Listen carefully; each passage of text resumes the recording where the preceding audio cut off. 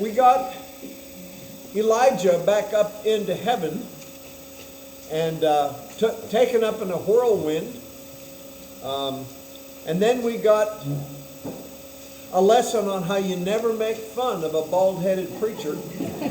I hope you're remembering that in the days to come, unless you be mauled by some she-bears.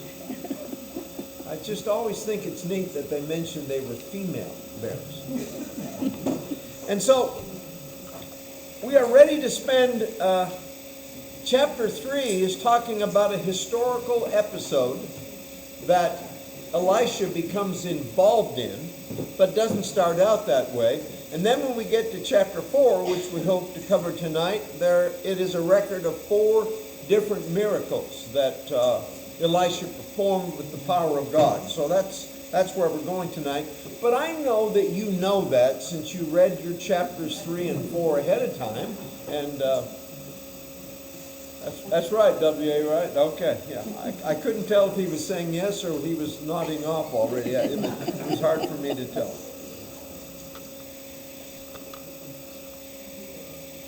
So this is the Mediterranean, as a child of 4 can plainly see. This is the Jordan River with Galilee and the Dead Sea. This is approximately the boundary between Israel and Judah, with the dot being Jerusalem, the capital.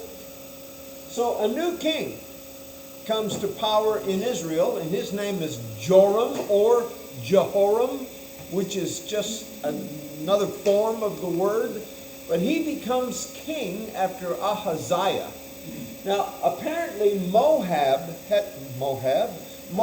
had been in subjection to Israel for some time, to the point that they were paying taxes, not necessarily money, but we'll read it in a second again, to Israel. But with the coming of a new king, okay, this would be a good time to say, enough of that.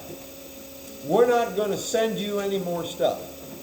And that's when Israel decides they're going to go and attack Moab and make them pay what they're supposed to pay. But once again, Israel checks with Judah, whose king is Jehoshaphat. Yes, you can't remember. You can't forget Jehoshaphat.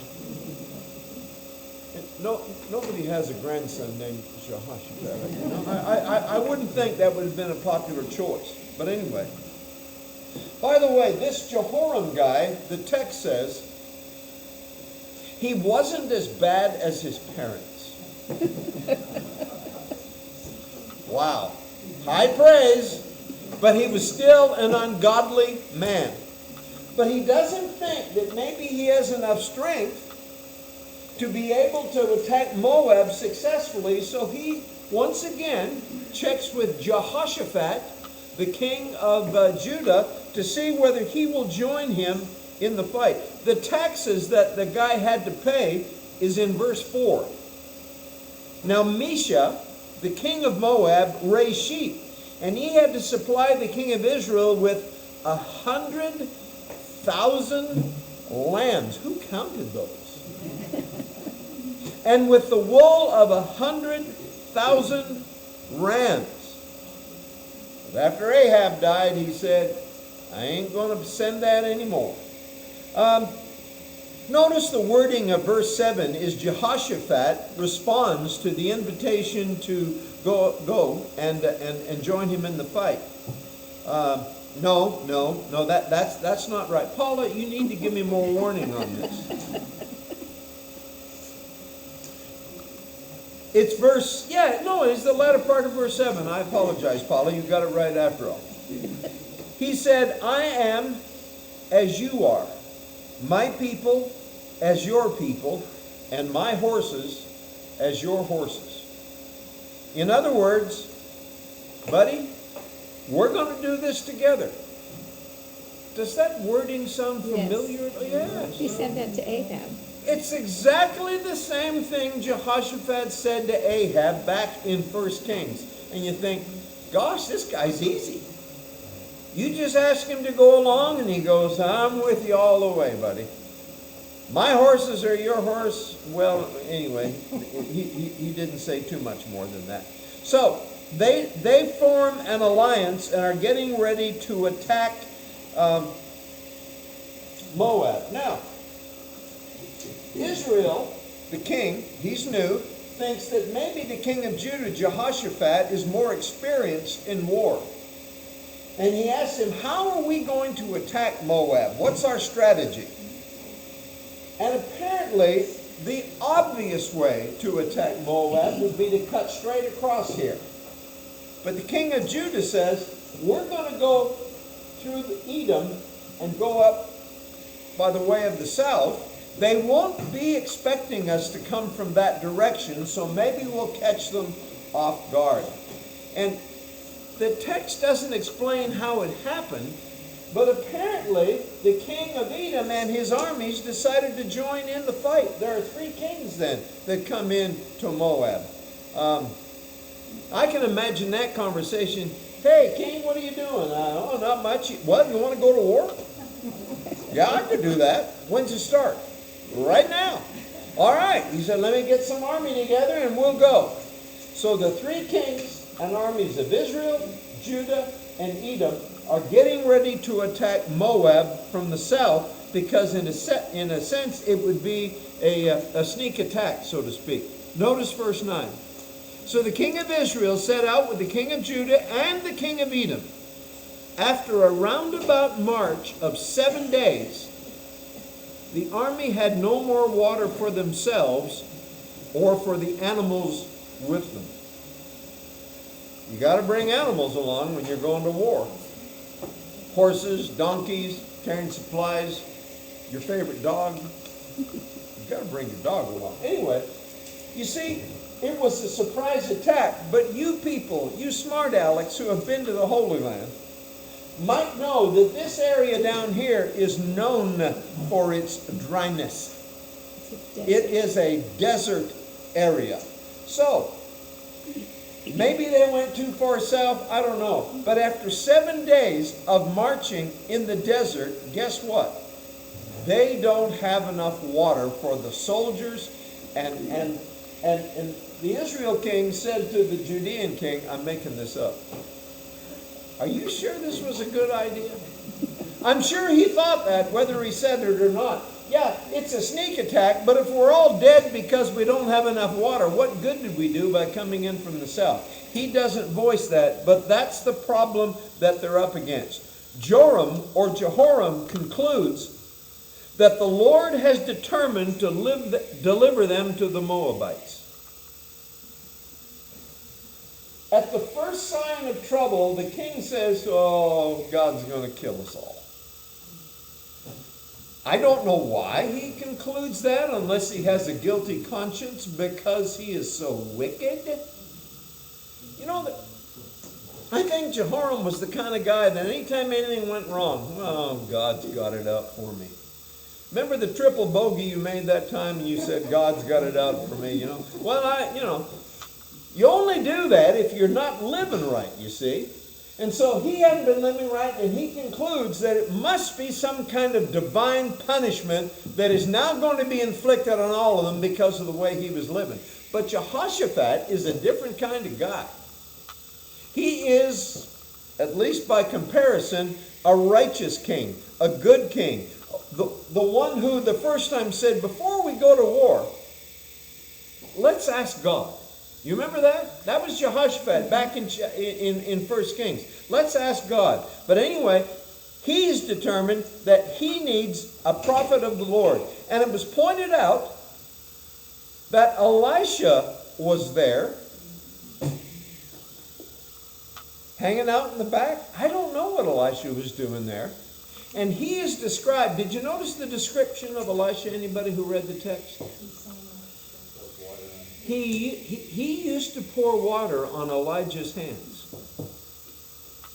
And I think that is a very interesting way of describing that Elisha used to take care of Elijah.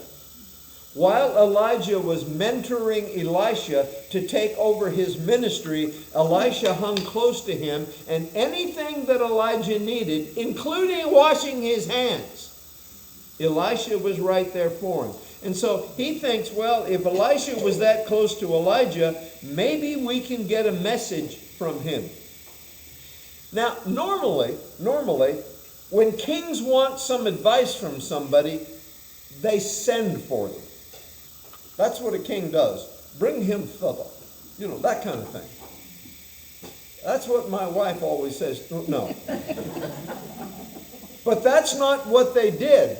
They went down to Elisha, showing some level, I think, at least of humility or the importance of the prophet of God. Rather than just sending for him, they went down to see him. Now, notice verse 14. I think I put that in your notes. Elisha said, "As surely as the Lord Almighty lives, whom I serve, if I did not have respect for the presence of Jehoshaphat, the king of Judah, I would not look at you or even notice you." Well, I guess he explained his feelings toward the king of Israel. Buddy, if you hadn't brought him along, you and me ain't got nothing in common. But because of him, I'm going to do something. And the text says Elisha called for what? A harpist. Excuse me, is there a harpist in the house? Why is a guy carrying a harp to battle? I don't know. You know, it's probably in a harp case, you know, where the sand wouldn't get in it. I don't know. He called for a harpist. Now, some of you may remember, the only time I remember about the significant use of a harp is when Saul used to have these moods. You remember? Mm-hmm. Saul used to get into a depression, a funk, and David used to go in and play the harp, and it would soothe the king. It would make his mind better because he played the harp for him. But apparently, and I don't know why this is, there's no explanation. That's why I don't understand sometimes why it'll just say something. Why does Elisha need a harp this time? So many other times he does things, he doesn't call for a harp. Why in the middle of the desert does he say, it sure would help if I had somebody play the harp? Well, under the soothing tones of the harp, Elisha receives God's message. Let's see, verses 13, Paula, you've got to do better. Yeah, 15 through 17. While the harpist was playing, the hand of the Lord came upon Elisha, and he said, "This is what the Lord says. Make this valley full of ditches. For this is what the Lord says, you will see neither wind nor rain, yet this valley will be filled with water, and you, your cattle, and your other animals will drink. This is an easy thing in the eyes of the Lord. He will also hand Moab over to you. You will overthrow every fortified city and every major town. You will cut down every good tree, stop up all the springs, and ruin every good field with stones. You are going to make Moab pay for saying, we're not sending the sheep and the wool anymore." That's good news, obviously, for the army in terms of their victory, but bad news for the soldiers, don't you think? It says they've been marching around for 7 days, hardly with any water. And the captains go, "Okay, guys, let's get your shovels. We're going to dig ditches." Okay, you got that from the harpist? Does anybody have a flute? Can we get a second opinion about how this is going to happen? No. And to their credit, there was no mutiny. And I guess somebody brought shovels? Somebody brought, so you've got harps and shovels? I don't know what this war looks like. And they start to dig the trenches. Apparently, what was going to happen, and this is not from the text, but it's from my imagination, since they're not going to feel the wind or see the rain apparently is going to come down heavy on the mountains that are not very far from them. And when it hits the mountains, there's going to be such an abundance of it that it's going to come streaming down into the valley. Now, if it just hits the desert floor, it's not going to last very long. But if you dig trenches and ditches and holes, those will fill up with water. So now you've got enough for you, you've got enough from your animals, and you won't have to worry about it anymore. And I ask this question: does God really need ditches to get water to these people? I remember one time when the Israelites ran out of water in the desert. You remember what happened? History guys? God made water come from a rock. All the water they needed came from a rock. And you don't have to dig a ditch in a rock. Why this way? Well, of course, like I nearly always say, I don't know. Because the text doesn't explain it, but I have an idea or two.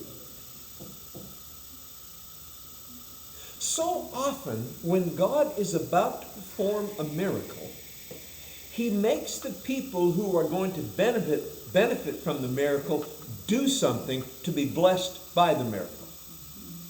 Have you ever noticed that in Scripture? For instance, when the Israelites first came into the Promised Land, what was the city they ran up against? Jericho. No, I won't sing that. And they get these orders. We're going to march around the city once every day. And on the seventh day, we're going to march around 7 times. And then we're going to yell and blow the horns. Come on. The question is, of course, does God need that to bring down the walls of Jericho? Well, no. All He has to do is go, and they're down. Why does He do it that way? I would guess to test the faith and the obedience of the people who are going to benefit from the miracle. Because you've got to know those people marching around Jericho going, we've got to do this 4 more days. You know that, right? Why are we doing this? This is goofy. They'd never seen anything like that before. They'd never seen walls come down on the city because people marched around it. They were only doing it because that's what God told them to do. And that was enough. When God tells you to do stuff, well, then you just do it. And these soldiers were getting, they knew, a message not just from the generals, but they were getting it from God Himself through the prophet because somebody remembered to bring a harp. Can you remember another time when a prophet needed harp music? I can't. But on this occasion, and I thought to myself, there are times when I'm trying to prepare a lesson and I want to make it something that's good and solid and memorable and true to the Scriptures. I don't have a harpist. So what I do is put on the Turtles singing "It Ain't Me, Babe." And you do know the Turtles, right? Come on. My favorite group from the 60s. I put on Turtles music and all of a sudden I can hear the voice of the Lord. Amen. So, I made that up. But the music of the harpist somehow led to the Lord came upon Elisha. So that you know from reading the text, I don't know what that looked like. Did Elisha's face light up? I don't know. But you know from the way the text tells the story that this was not Elisha's idea. This was God's idea. And God said, get out the shovels, dig the ditches, dig the holes, because we're going to give you something to drink and the animals something to drink if you're ready. If you don't want to do it, the water's still coming, but you're not going to catch any of it, and you'll be just as bad off as you were before. So,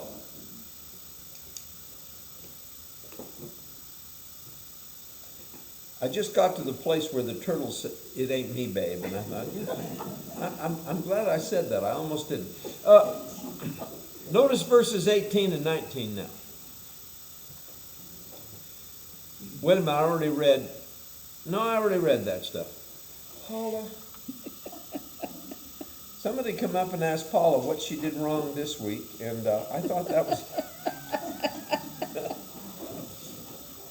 Then, besides the water taking care of the animals and the soldiers, it had another benefit that I think was probably caused by God allowing a delusion to happen to the Moabites. Notice verses 21 through 23. Now all the Moabites had heard about the kings that had come to fight against them. So every man, young and old, who could bear arms was called up and stationed on the border. When they got up early in the morning, the sun was shining on the water, and to the Moabites across the way, the water looked red like blood. That's blood, they said. Those kings must have fought and slaughtered each other, and now all we've got to do is get on to the plunder. Here we go, Moab, yay! I don't know that people look into a sunny waterbed normally and go, that's got to be blood. Because how much blood would that have to be? I mean, to look like it's covering the entire desert floor. But I believe that just as God has a hand in revealing to Elisha what he's supposed to tell them, I think he also has a hand in determining what the Moabites see and what they decide to do, and that is to charge, because there's no battle to be fought now. They've all killed themselves. All we have to do is go in and get everything that we want. But that's not what happened. The soldiers were there. They were refreshed from the water they received, and there was one huge victory for the three kings over the king of Moab. And the author says that the king of Moab, Elisha, made one final attempt to get through and get away. He took 700 of his best soldiers and tried to get his way through the lines, but he failed to do that. And when he realized his failure, he went up on the city wall, and do you remember what he did? He sacrificed his firstborn son. The one who was to be king of Moab, following him. Why would you do that? Because you believe that if you sacrifice your only son or your firstborn son, that will make the God you worship happy. And maybe he'll give you the victory. Now I want you to know, I didn't write it down, but you who are so good at finding stuff in the Bible, God once says to the Israelites, and I'm paraphrasing, you even decided at one time on human sacrifice. And I never said anything like that. So God's position on that kind of thing, Yahweh's position on that, is that it's despicable to even think about it. But the Israelites were doing it. And is my time up already? Boy, time flies when you're having fun. But anyway, I just wanted you to know that. Oh, by the way, archaeologists have discovered records of these events in Moabite history. Anybody ever heard of the Moabite stone? No? Well, it's a large stone, and it's got ancient writing on it that was discovered, I think, in 1868. Paul, you were only 5 or 6 at that time. But the Moabite stone was discovered in 1868, and on it are many of the events of this chapter. Can you believe that? Now, I will say that the Moabite version puts a little better slant on it for the Moabites. It doesn't say they won. It just says, we did pretty good. Well, that's what you do when you're recording your own history if you're the king. You don't want to say, we got our, whip. You just say, well, we just barely lost. Well, they barely lost, all right. This came to me while I was preparing, and I thought I'd share it with you. If it doesn't mean anything, don't worry about it. Do you know who the most best remembered Moabite is? Gold star, hanging in the balance. Who'd you say? Ruth. Ruth, who has a book named for her. I'm sure she didn't write it, but it's the story of Ruth and her mother-in-law. She lost her husband, but she was with her mother-in-law, and contains those famous lines that you often hear at weddings. Do you remember? The mother-in-law says, you need to go. Or I'm going and you stay. That's what it is. Whither thou goest, I will go. Whither thou lodgest, I will lodge. Thy people shall be my people. So anyway, Ruth is a Moabite. And she marries a fellow named Boaz, and they have a son named Obed, and Obed has a son named Jesse, and Jesse has a son named David. David's great-grandmother was a Moabite. How about them apples? So, they were disgusting people. But they weren't all disgusting. She was a convert, by the way, to Judaism when she went with her mother-in-law. She married a good guy, Boaz. He took care of her, and they had anyway. So that's how you get 3 generations later to David. His great-grandmother was from Moab. Okay, I think that's all I needed to say about that. I don't know if Elisha will ever need a harp again. I don't think so. He doesn't in chapter 4, I can tell you that. 2 Kings chapter 4 relates several of Elisha's, I will call them, most well-known miracles. Now, do you know that in Scripture, Elisha is given credit for more miracles than anybody else in the Bible except for Jesus? Jesus has more miracles than Elisha. Well, you'd expect that. But Elisha performs more miracles than anybody else. And some of them are a little bit, I don't want to say funky, but you wonder why he had to perform certain miracles. We're going to see, I guess it's next week or whatever, or the week after, when somebody loses an axe head in the river. And he said, I really got to have that axe head. And Elisha said, well, let me just fix that. And he makes it float to the top. I've tried that so many times, it never works.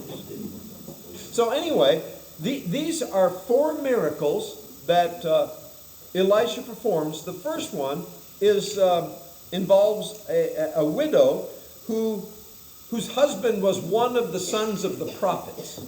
He was going to school to be a prophet. And I don't know what happened, but he died. They did that a lot in those days. He died, and this woman was left by herself.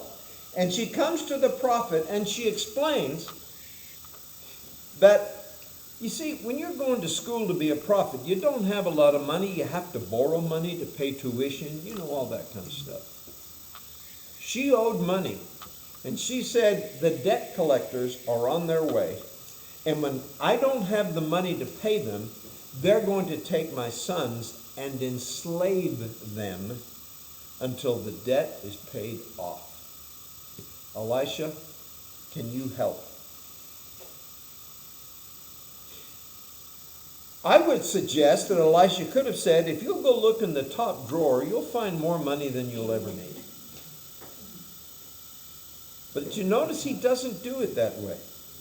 He says, what do you got in your house right now? She said, I told you, I'm really poor. I got, well, wait. I do have this little bitty flask of oil. Don't think Crisco.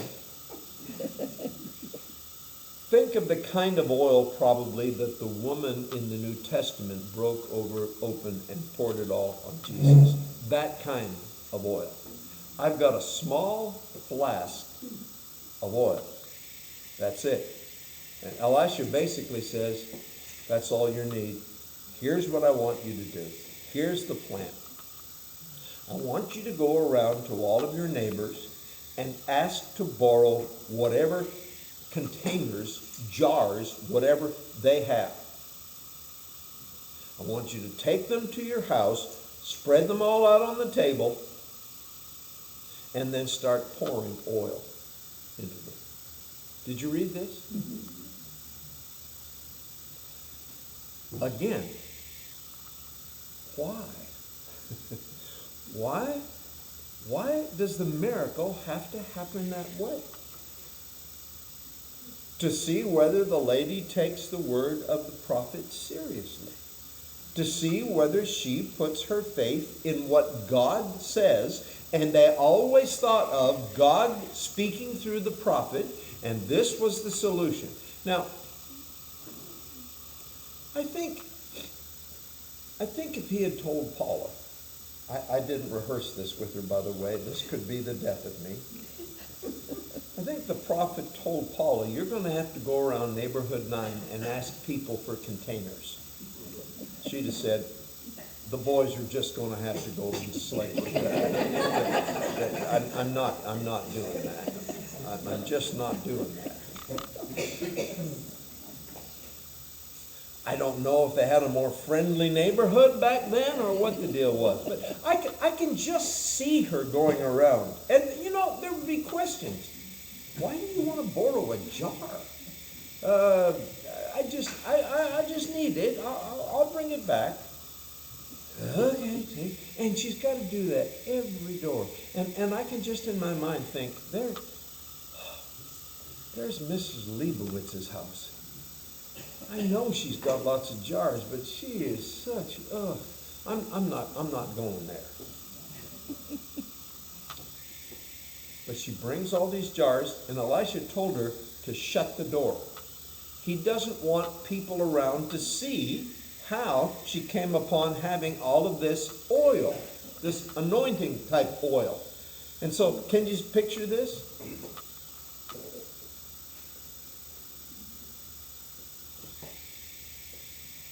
That jar was bigger than this jar, and yet it's full, and look, they're still in the jar. And every time she turns it over, oil pours out into every single one of those containers. And you know what she's thinking then? I wish that had gone to Mrs. Leibowitz's house. Man, I could have had a lot more oil. Well, that's what you get.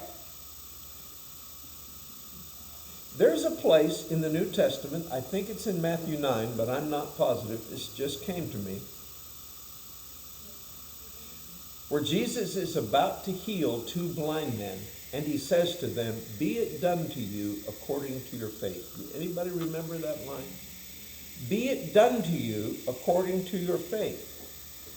Well, I guarantee you what is being done for this poor widow is being done according to her faith. If she had enough faith to go out there in the neighborhood, door to door, Paula, and borrow containers to get enough oil, it says, she could sell that oil, give the flask back, not only to redeem the debt so her sons don't have to go into slavery, but the text says that there was enough left for her and the boys to live on.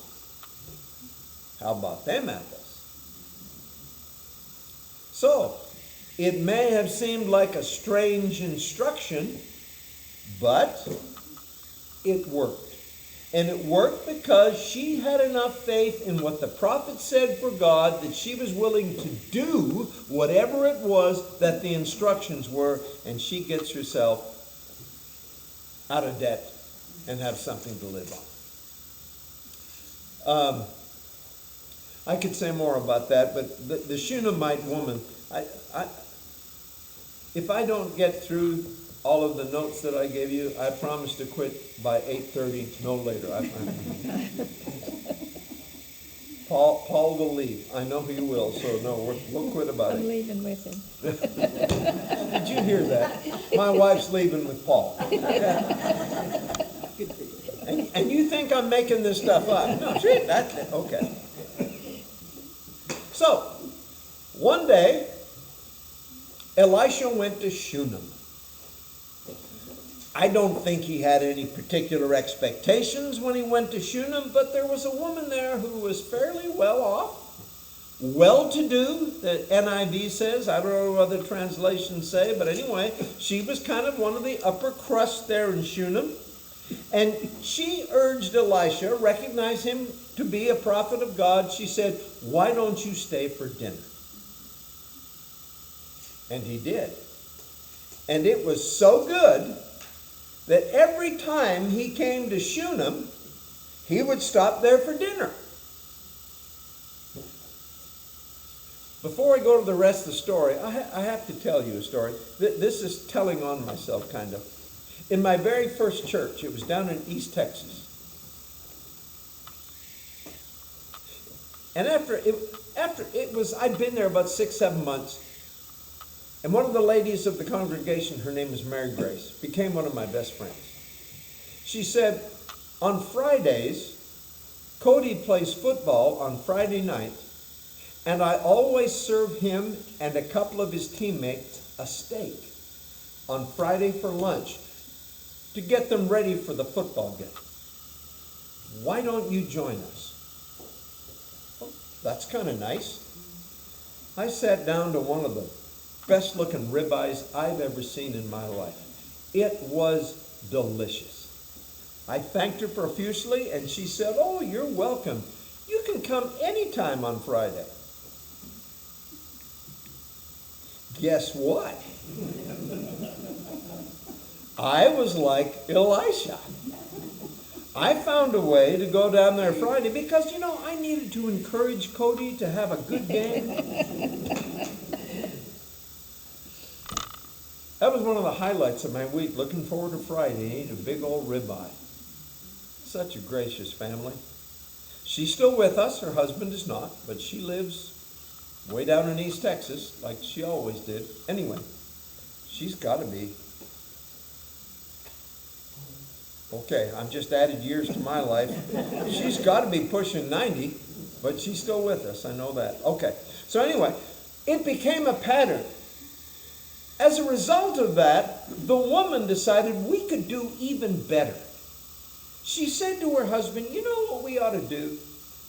We ought to go upstairs and build a room for the prophet where he can stay overnight while he's in Shunem. It's nice to feed him, but wouldn't it be nice if he had a place that he knew he could stay? I mean, sometimes the Motel 6 is full.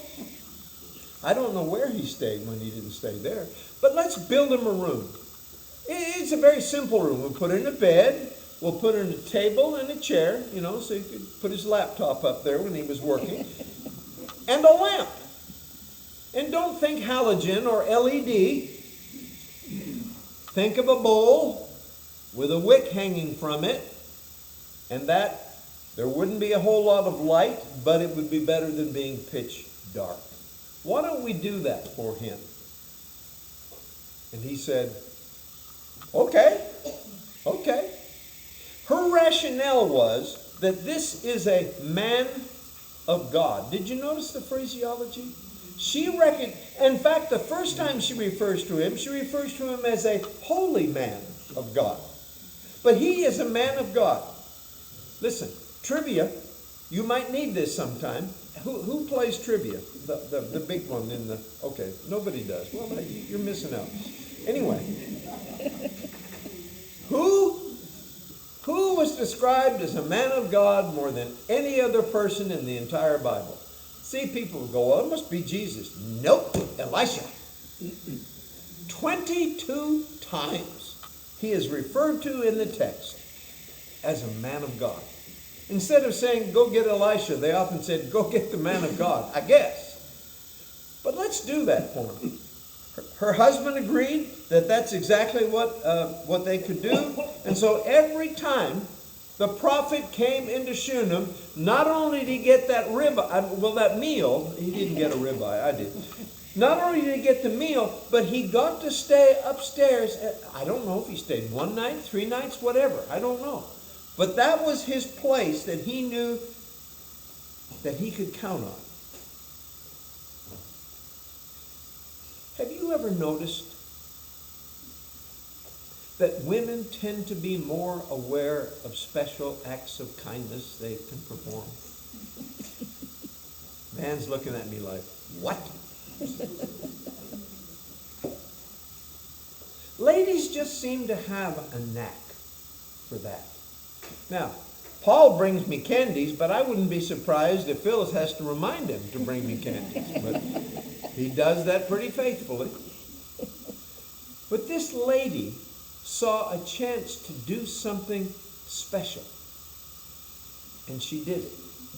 And the difference that it made in Elisha, I'm sure everywhere he went was not exactly the place he'd rather be, but he knew, I can go to Shunem. I've got a room and a meal, and it's going to be one of my very favorites. He was like, a preacher that traveled around, itinerant preacher, and he went from place to place. I wouldn't be surprised if his favorite place was Shunem. Now, one day Elisha, even though he's a man, says, you know what? We should do something for her.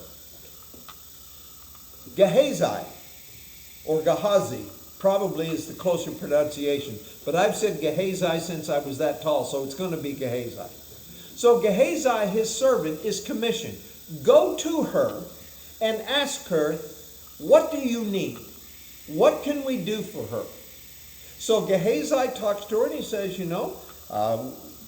Elisha would like to repay you somehow. We could talk to the king on your behalf, or we could talk to the commander of the army. What does she need from the commander of the army? I don't know, but men. And her response, just a minute. If I can't find that, it's going to be Paula's fault. Of course. Here it is. The last line in verse 13 of chapter 4. She replied, I have a home among my own people. What does that mean? She's happy. She's happy. There's another word. Did I hear it? She's content. Content. She's content. You ask me what I need. I have a home among my own people. By the way, notice the story started out with her being a well-to-do person. So she has stuff and extra stuff, but she says, I am content. I don't need anything. And so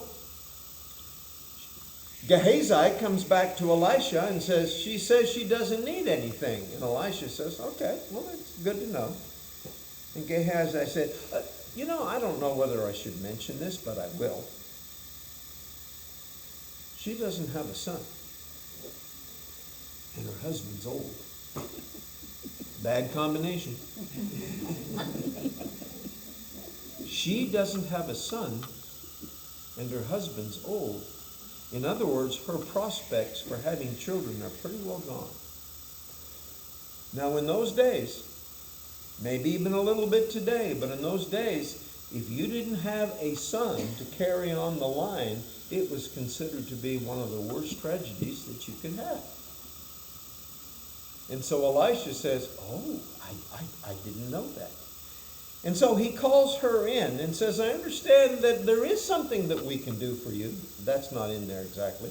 But there is something we can do for you. I'll tell you what. About this time next year, I'll come by and visit, and you know what? You're going to have a boy. And she says, don't you tease me like that. That's a paraphrase of the text, but it's close. In other words, don't you get my hopes up for something that, I'm going to guess her response suggests that it really was something that was missing in her life. I'm making this up, you know I am. It's possible she may have had a couple of miscarriages. You know what I mean? When it looked like she might have a child, and then she didn't. And for whatever reason, she had given up hope. And then Elisha has the nerve to say, a year from now, you'll have a boy. Don't you do that to me. Don't you get my hopes up, because I cannot stand to be disappointed again. So not a lot of faith there. Okay? We notice how the woman with the oil did exactly what the prophet told. She's having trouble believing the prophet, and I believe because it touches a very strong emotional nerve in her that makes her not want to wish for something she's afraid she cannot have. Okay? So, sure enough, about a year later, she gives birth to a son. She's absolutely incredulous. The child grows up. It doesn't say how long. But the child grows up to be a boy, whether he's 4 or 10, I don't know. The text doesn't say. And then something goes terribly wrong. Verse 18, the child grew, and one day he went out to his father, who was with the reapers. My head, he said to his father. His father told the servant, carry him to his mother.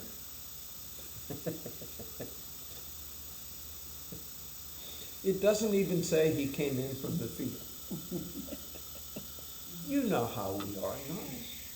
You got a problem with your head, take him to Mom. She'll know what to do. Apparently, the mother recognized how bad this was. She took the boy in her arms and she held him. There's no emergency room.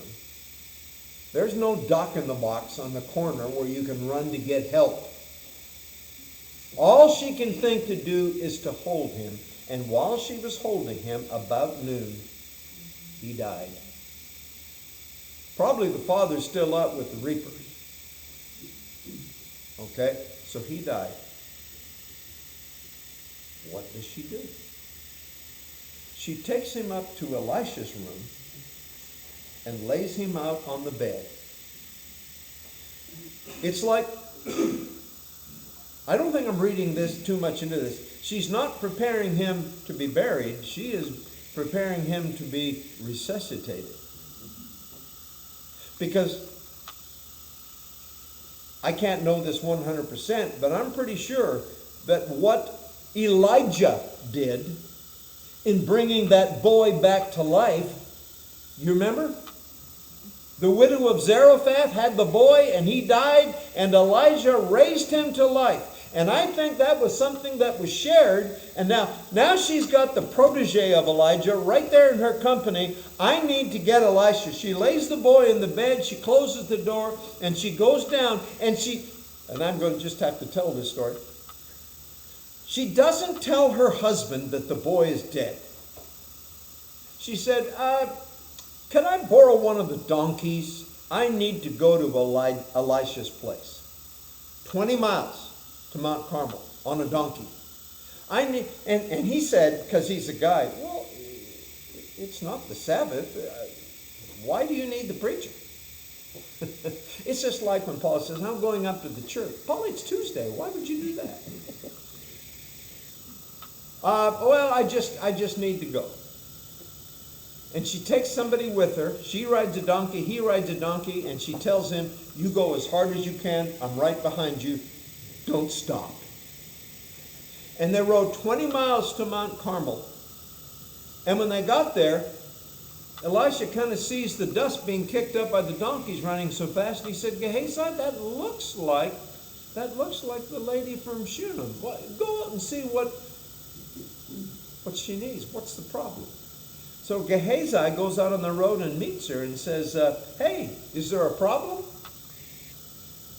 She says, no, there's not a problem. Are you sure you're okay? Your husband's okay? The boy's okay? Everything's okay. Literally, in the text, it says, it is well. The question is it well with you? Is it well with your husband? Is it well with your boy? And she says, it is well. Why does she say that? Because she has no interest in talking to Gehazi. She wants to talk to Elisha. She sees him as the only one who can help her. And when she finally gets to Elisha, she says, I told you not to get my hopes up. Look what's happened now. Elisha said, apparently there's a problem. Yes, the boy died. That's the problem. And Elisha gives the strangest instruction. He says to Gehazi, here's what you're going to do. It's 20 miles. It's 20 miles back to Shunem. Tuck your robe in your belt. See, isn't that what you do when you run? You get your robe up in your belt so you don't trip on it? Yeah. Get there as fast as you can. Don't leave without taking my staff. And when you get there, lay the staff on the boy. Maybe something good will happen. It didn't. And this lady is not going to leave without Elisha. And finally he says, fine, let's go. When they get there, Gehazi comes up to meet them and says, the staff didn't work. Well, where is he? They take Elisha up to the upper room that he's very familiar with. That's his home away from home. And he sees the boy lying there on the bed. Who's he been mentored by? Elijah. How did Elijah go about restoring the boy to the widow of Zarephath? He spread himself out over the boy. I don't know why you have to do this. It's just in the book. And he walked around the room and he prayed and he begged the Lord for something to happen. And he did it again. And then the boy, because there was so much dust, sneezed 7 times. It's in the book. And he opened his eyes. And he was alive again. Can you imagine the joy that the mother felt when the boy that she had longed for was finally returned to her alive? And that's when the dad comes in and says, has it been a good day? Oh yeah, come. That's not in the book. But it's like he's oblivious to the whole thing. Remember, it was her idea to prepare the room. It was her idea to feed him every time he came by. It was her idea to go and find Elisha because she believed that the prophet of God could do something that nobody else could do. And she didn't want her husband saying, don't waste your time. If the boy's dead, don't waste your time. She didn't see it as a way of wasting her time at all. She saw it as a way of getting her boy back. Okay, so the third miracle, and this goes quickly. And this is a strange little story. It's only about 3 or 4 verses long. It starts in the glasses says it starts in verse 38. It's Elisha returning to Gilgal, and there was a famine in that region, and the company of the prophets got out of school early, and they went out and they were going to eat together. But because of the famine, there really wasn't much to eat, and they started gathering up stuff. And and in your notes, I think I put Gehazi went out, and it doesn't say that. I have talked to Paula about this. Don't assume It was just one of the prophets went out and he found a gourd and got pods from it or something, I don't know. He got him in his robe and says, look, we got something extra for the stew. I don't know what even the stew consisted of, but he throws it in the pot. And the guys start eating it, and all of a sudden they come to a realization.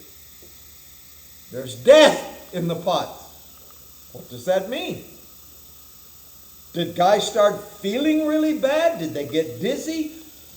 I don't know, but I've always believed that somebody threw a jalapeno in there, and that would absolutely ruin any stew. Death in the pot, it's a jalapeno, whatever. Anyway, and they tell Elisha, because after all, he's the prophet of God. And Elisha says, we need to fix this. Go get some flour. I've always thought that flour could cure nearly anything. They added to the stew, and everybody said, that's better.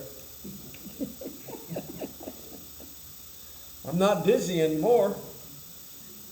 But clearly, the story is told as a miraculous event in which he not only changed the stew, but maybe saved the lives of the guys who had already eaten out of this. Some kind of poison. Don't eat that gourd, by the way. If you ever get a chance, don't eat that. There's poison. And then there's one final one, aren't you? And it's very quick. A man came from Baal Shalisha. I like to say that. That's why I read it. Baal Shalisha. That was the name of the place that he came from. He's not even named. He was just some guy. But he was bringing a gift to the what? Man of God. One of the 22 times he's called that. He brought him 20 loaves of barley bread, which sounds great. And it was baked from the first ripe grain, along with some heads of some new grain. Well, that would be for somebody else. I don't know what to do with heads of grain. But the 20 loaves of barley, that would be something. Give it to the people to eat, Elisha said. And so the question was, 20 loaves, 100 people, 100 soldiers, or not soldiers, but you know how preachers eat. These guys go to school to be prophets, so they're preachers in training. I can't set 20 loaves in front of them because that won't be enough for them. And Elisha said, yes, it will. And guess what? It was. And this is clearly, it seems to me, a precursor to a story that appears in the Gospels. Where 5 loaves and 2 fish couldn't possibly feed a multitude of 5,000 people. But it did. And just like in that story, in this story, there was some left over. It says they all ate and had some left over. Wow. But of course, 5,000 with 5 loaves and 2 fish is a lot better than 100 with just 10 loaves. But again, it is seen as Elisha performing a miracle that only by the power of God could he do. Okay? So, 4 miracles from Elisha, the man of God. And I will tell you that next week is my favorite story of Elisha. And I plan to talk about it with enthusiasm, not like I normally do. It's Naaman healed of leprosy. So that'll be next week. And I plan to make a couple of applications from that story. And I know that you're going to give me the benefit of the doubt. I'm going to talk to you about some stuff that, you might be skeptical of. But come and see what I have to say about it, and then you can complain.